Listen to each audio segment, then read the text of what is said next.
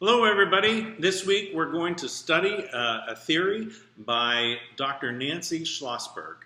And Dr. Schlossberg was on the faculty at the University of Maryland in the department where I got my PhD years ago. And I had a chance to meet her a couple of times and found her to be a really engaging, bright, and caring lady.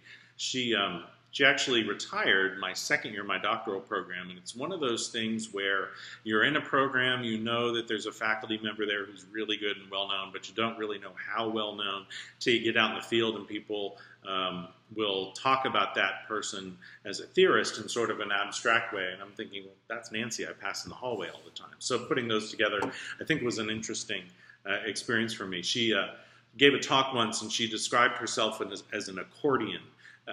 That she could give a short speech and talk for 5 minutes about something, or she could expand and talk in great depth about something. And so I found that to be interesting.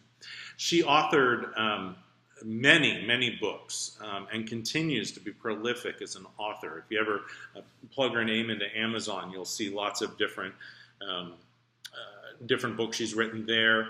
A lot of them are about aging, midlife, retirement, coping, those sorts of things. The book where I think her theory is most fleshed out is co-authored by a couple other individuals who my general sense is she's passing the work of her theory off to them, but I think we need to bear in mind that Schlossberg was the original author and really the theorist that underlied that work.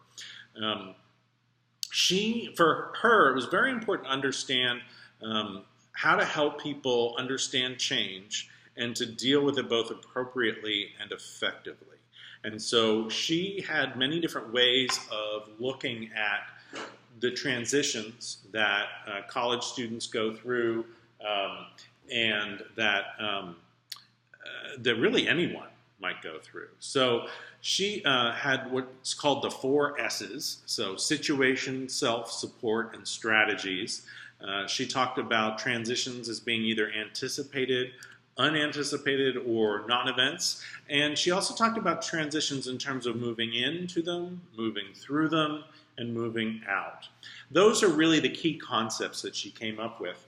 And one of the things I think can be most useful about her theory is, if you learn it well, that when you're talking to a student who is facing some developmental crisis, who is going through a particularly difficult time, and you want a framework to essentially interview them, talk with them, figure out what's going on, think about asking questions about their situation, about themselves, about the support mechanisms they have in place and the strategies they're currently using, and see if you can identify areas where they need extra support or even a little bit of challenge to deal with whatever they're going through. What kind of transition are they experiencing, if it is a transition?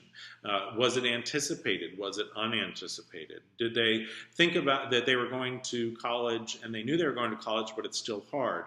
Or do they have to drop out of college because all of a sudden a parent died and they need to help take care of their siblings? So lots of different ways of looking at transitions.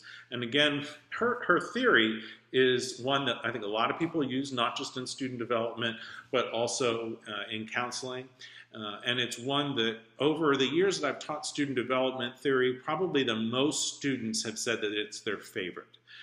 It's certainly probably the most readily usable and applicable, not necessarily easy to use, as there's a lot of concepts to understand, but it is one that once you learn it is easier to implement and can really be part of your toolbox in working with students throughout your career.